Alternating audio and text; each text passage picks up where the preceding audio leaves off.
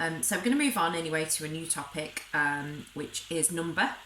And it involves lots of different things. I've put the topic list on Show My Homework, but the topic that we're going to start with is number problems and reasoning. Now, a lot of this is about how many different combinations you can have of things. So I thought I'd talk you through an example problem so that might guide you and give you some food for thought for the questions that I'm going to set you today. So I'm going to imagine for a moment that we are going into a cafe, and we're going to look at the different number of combinations that we could have in that cafe.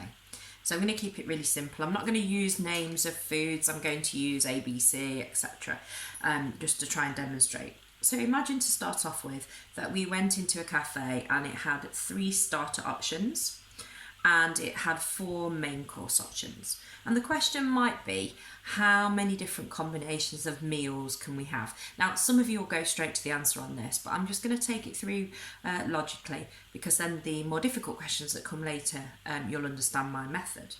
I'm going to call the starters A, B and C for simplicity, and the mains 1, 2, 3 and 4 options. So we're going to have to be really logical about this and really neat in our presentation so that we can see what the possible options are. So as you can see here, I'm imagining that first of all I choose starter A. I could have that with either main 1, main 2, main 3 or main 4. The same if I choose starter B. That could be with main 1, 2, 3 and 4. And finally starter C with 1, 2, 3 and 4. So each starter has 4 different options. So altogether you can see 4, 8, 12.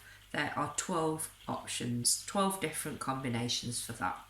Now, some of you would have spotted straight away that 12 we could have got from taking the 3 starter options and multiplying it by the 4 main options and got our 12 options just there. So that's a rule, a way that we can do that. But obviously sometimes questions are going to be a little bit more tricky. I'm going to add something to the problem here now.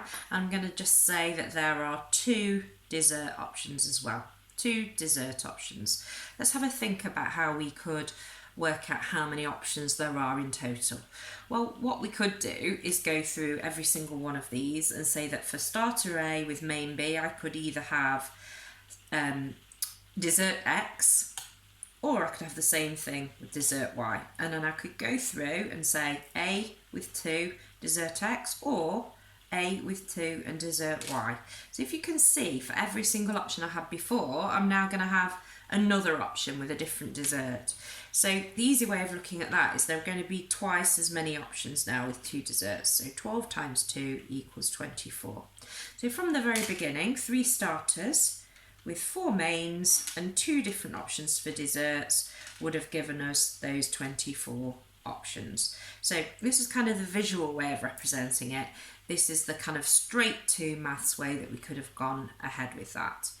So what I'm going to do now is give you a slight variation on that question.